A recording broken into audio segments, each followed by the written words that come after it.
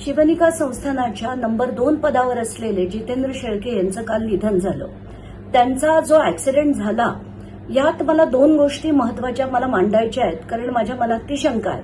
मुद्दा नंबर 1 की समृद्धी महामार्गासारख्या एक्सप्रेस वेवर कधीही कोणी 120च्या स्पीडनी सर्व्हिस लेनमध्ये गाडी चालवत नाही. ती गाडी सरळ सरळ येऊन जर एखाद्या ट्रकला रॅम झाली असेल किंवा ती पार्कड असताना ट्रक जर मागे येऊन त्यांनी रॅम केलं असेल तरच हे शक्य आहे. कारण ती गाडी जर मधल्या लेनमध्ये असली आणि त्याचा कंट्रोल गेला असता आणि ती वळली असती तर ती तिरकी असती.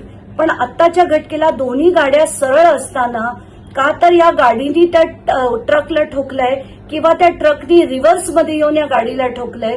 त्याच्यात कुठेही म्हणजे 120च्या स्पीडनी कधीही कुठली गाडी इतक्या पार्किंग पोझिशनमध्ये येऊन कुठच्याही ट्रकला रॅम करणं हे माझ्या बुद्धीला पटत नाही. त्यामुळे शंकेला नक्कीच याच्यात वाव आहे.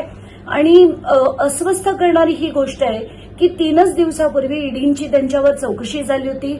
आता हे शेळके कोण आहेत? नंबर 2च्या पदावर आहेत. त्यांच्या खाली कल्पना खरात आहेत, त्यांच्या खाली रुपाली चाकणकर आहेत. याचा अर्थ त्यांना शिवनिका संस्थानाच्या अनेक गोष्टी अनेक व्यवहार माहिती असतील.